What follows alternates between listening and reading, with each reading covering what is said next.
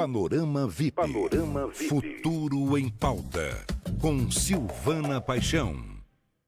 Com formação em estratégia pela Fundação Getúlio Vargas e inovação pelo MIT, Silvana Paixão atua há mais de 20 anos liderando processos de transformação em empresas que desejam evoluir da lógica tradicional para a economia digital.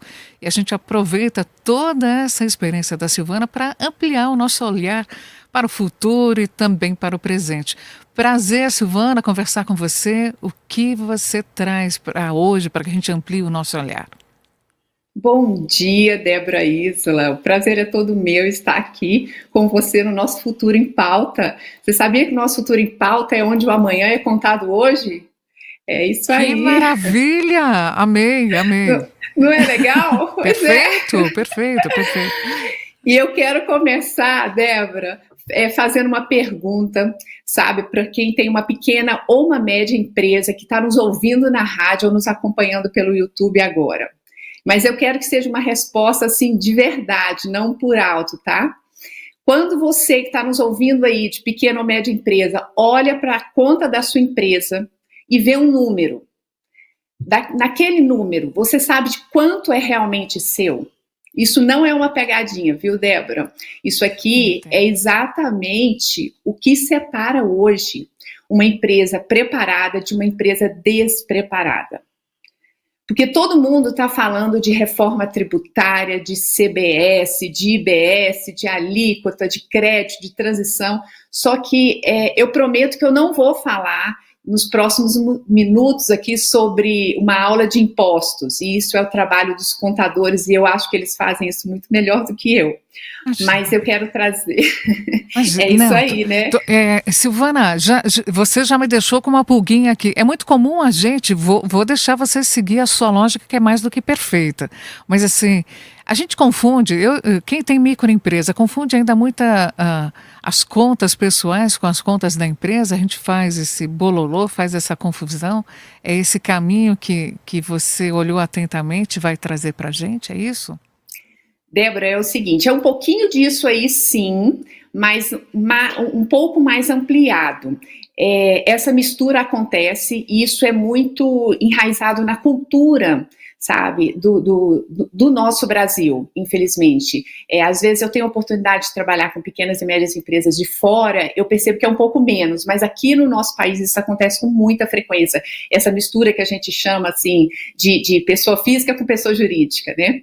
Mas o que eu vou trazer aqui hoje é essa mudança que todo mundo está tratando da reforma tributária apenas como um assunto de escritório de contabilidade. Só que esse assunto, ele é muito mais relacionado ao caixa do pequeno, de todos os empresários, do que simplesmente de um escritório de contabilidade, entende? Que atende as empresas. E isso vai chegar por dentro da tecnologia. Então vem comigo que a gente vai começar agora a fazer essa análise pela realidade do pequeno e médio empreendedor, não pela realidade do governo. Por exemplo, vamos pegar aqui a sua empresa, você tem uma empresa e a sua empresa fatura, digamos, 100 mil reais no mês. Você abre o aplicativo do banco e vê 100 mil reais. Só que aqueles 100 mil reais que estão ali, eles nunca foram da empresa, porque tem o fornecedor, tem a folha de pagamento, tem o aluguel, tem a energia, tem impostos, e todo empresário sabe disso. Mas entre saber e sentir, existe uma grande diferença, porque o dinheiro, ele fica parado ali na conta, ele dá a sensação, e é uma sensação perigosa, de que ele está disponível. E eu vou explicar a respeito disso, né? Apesar das pessoas terem falado que o dinheiro não sobra, mas por incrível que pareça, ele sobra ao longo do mês até ele precisar ser reposto, e é isso que eu vou explicar aqui.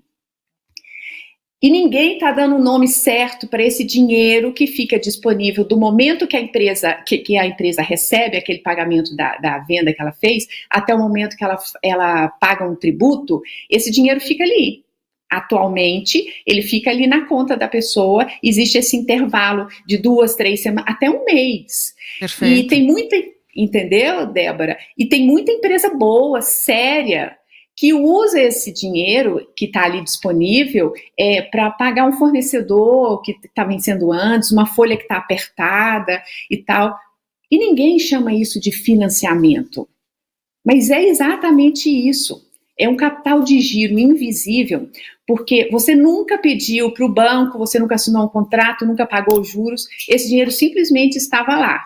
E aí, justamente, esse intervalo que a gente fica com esse dinheiro na conta das empresas no Brasil, que o nosso governo vai eliminar.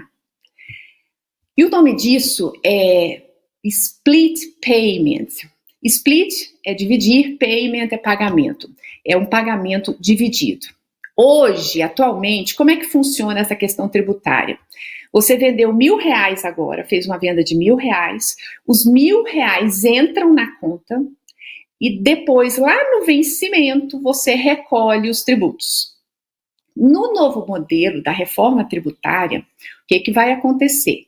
No momento em que o pagamento ele acontece, daquela venda, que ela é liquidada, o sistema vai identificar a operação, identificar o tributo correspondente, e ali, já separa. Cada parcela vai para o seu dono, vai para o dono ou vai para o governo. Então, esse dinheiro que ficava no intervalo parado ali na conta da pessoa, ele não vai existir mais. O valor que vai já é com tributo descontado. Percebe o peso, Débora, que vai passar a existir agora na vida do pequeno e médio empreendedor, principalmente? Tô sentindo, as minhas costas já até dobraram um pouquinho aqui, porque eu tenho uma micro empresa. Mas todos nós, com pequenas, médias ou grandes, seremos muito impactados. Eu não estou falando que vai ser negativo, que vai ser positivo, mas eu estou falando que vai existir, né, uma mudança. Né?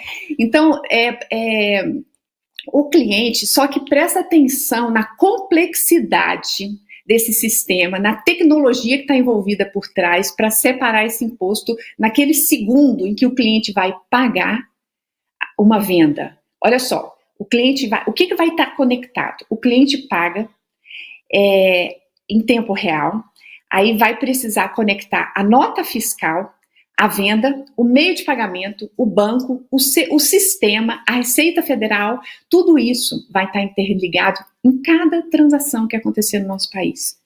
Então, a gente passou 30 anos aqui no Brasil digitalizando o documento. Então, uma nota fiscal, que era física, ela passou a ser um arquivo. Agora está acontecendo uma outra coisa, e muito maior. A regra tributária do nosso país, ela vai virar um código. Como é que é isso? A lei, ela não vai ser mais lida nem aplicada por pessoas. Ela vai ser executada por um sistema, e ali, no instante da transação. Só para você ter uma noção disso, Débora, e todos que estão aí nos acompanhando, tem circulado uma informação que está comparando que esse sistema novo da reforma tributária, ele vai ser cerca de 170 vezes maior do que o PIX. Explico, não é volume de pagamento. É porque para o PIX acontecer, precisam de 3 informações: quem paga, quem recebe e o valor.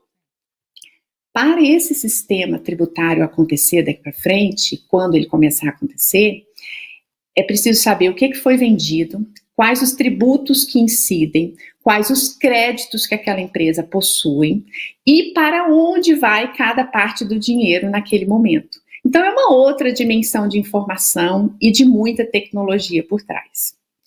Só que eu preciso ser bem transparente aqui agora, porque tem um ponto que está sendo muito, está causando muito ruído de comunicação, eu acho que por explicações talvez não muito claras aí na nossa mídia. O governo, ele não vai começar a aplicar essa reforma tributária amanhã e de uma vez em todas as empresas. Não é assim que vai acontecer. A implantação, ela vai acontecer por fases. A primeira fase, ela está prevista para 2027 e ela vai ser opcional. Estão me ouvindo bem? Sim. Tá. Você está falando de 2 fases, é isso mesmo? A primeira vai ser opcional, é isso que eu peguei? É isso. A primeira fase, que está prevista para 2027, ela é opcional e ela vai valer entre empresas, sabe? Empresa que vende para empresa. Então, é uma empresa que vende para outro CNPJ e vai ser uma fase opcional.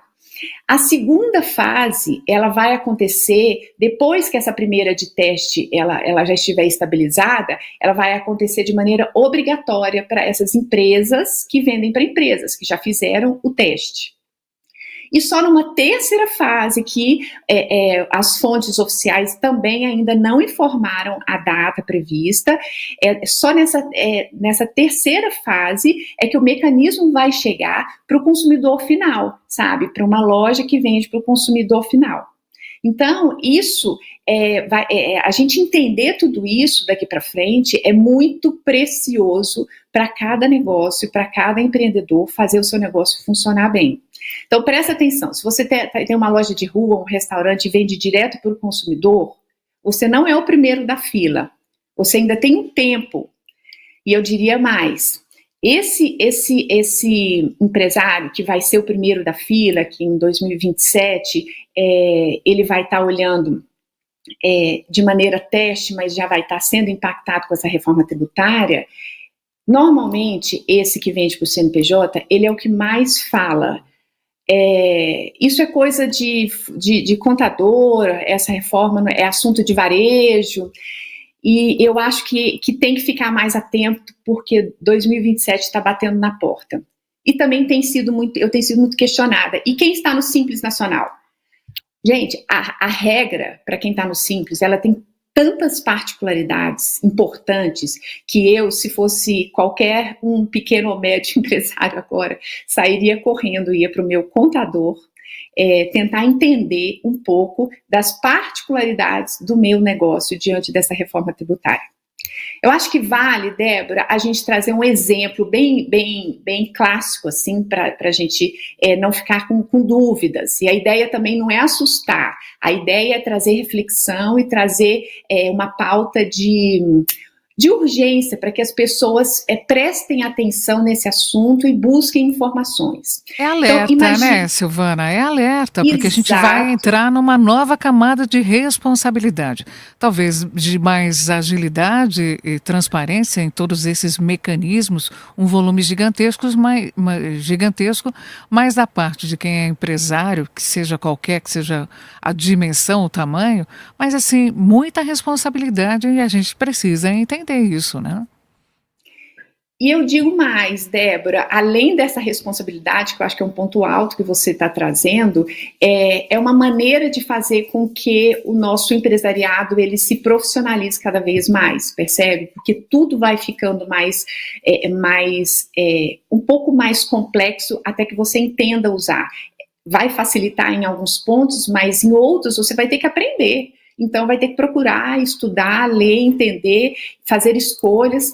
Bom, vamos lá para o nosso exemplo. Imagina uma distribuidora pequena com 12 funcionários. Todos os dias, ela compra, ela vende para os mercados de bairro, ela compra produtos da indústria, ela vende para os mercados de bairro, entra dinheiro, Pix de cliente, cartão, enfim, isso é a rotina, né? Só que ela só recolhe os tributos lá no vencimento. O dono, normalmente, nunca sentou para fazer uma conta que o que entrou e o que ficou parado ali. Esse calendário entre receber o dinheiro e pagar, ele é praticamente vivido ali pelo pequeno empresário ao longo do mês, e ele vai vivendo, é o que a gente chama muitas vezes de viver do capital de giro. Mas, a partir de agora... quando acontecer em 2027, depois nessas outras fases, essa retirada desse dinheiro do imposto já no momento do recebimento ali, o que vai acontecer? O empresário ele vai ter a sensação de que ele vendeu menos, mas ele não vendeu menos, o faturamento vai ser exatamente o mesmo, mas ele não vai ter mais aquele dinheiro disponível, aquele financiamento sem juros ali ao longo do mês, que circulava. E é uma pauta que parece simples da gente entender, mas com muita frequência eu escuto isso em reuniões de conselhos que eu participo. O dono da empresa olha e fala assim, nossa, que bom, a gente está vendendo bem. Ele olha o relatório e fala, o faturamento subiu.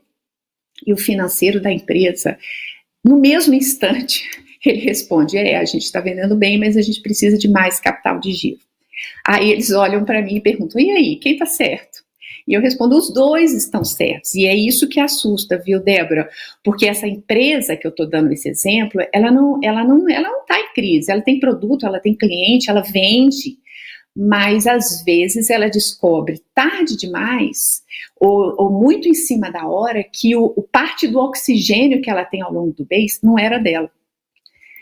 Eu sei que quando a gente fala de 2027, parece longe, mas olha, nesse primeiro semestre de 2026, a gente já teve aqui, quando algumas regras entraram nessa fase de teste já, as empresas tentando emitir nota fiscal, muita instabilidade no sistema, falha de cadastro. Não foi uma experiência assim muito tranquila. Então, eu trago um alerta ainda maior que, para pequena empresa, isso vai ser sentido de maneira muito mais impactante. Por quê? Explico. A grande empresa, normalmente, ela tem uma equipe fiscal, ela tem uma equipe contábil, ela tem uma consultoria, ela tem quem resolve. O pequeno empresário tem o dono para resolver e o contador para torcer. O contador para torcer que o sistema volte. Sim. Entendeu? Então aqui eu trago assim, a gente entra aqui numa parte de tecnologia, que aqui vem muito essa questão da cultura, antes da gente finalizar, vem muito essa questão da cultura, da implantação da tecnologia nesses últimos anos.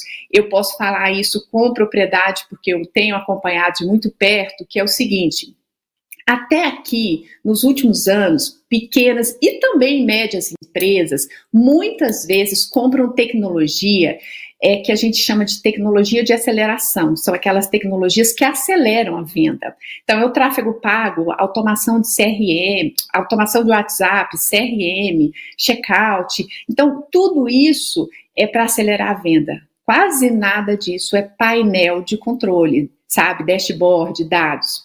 Só que essa reforma que está vindo, ela não vai ser administrada com ferramentas de aceleração. Ela precisa de um painel de controle. A emissão fiscal, ela precisa estar preparada, não preparando. Então, olha só. Isso já vale uma outra participação tua, Silvana. Esse parênteses assim, a gente precisa, primeira coisa, acho que a gente precisa consultar o nosso contador, a nossa contadora, ouvir de novo o que a Silvana nos trouxe. E assim, eu espero que você volte, Silvana, desculpa te interromper, mas assim, espero que você volte para contar só esse detalhamento tão especial que a gente precisa rememorar, virar praticamente cartilha. Obrigada, isso aí, Silvana. Imagina, eu que agradeço. Um abraço. Um abraço, um ótimo dia. Até mais. Você também. Tchau, tchau.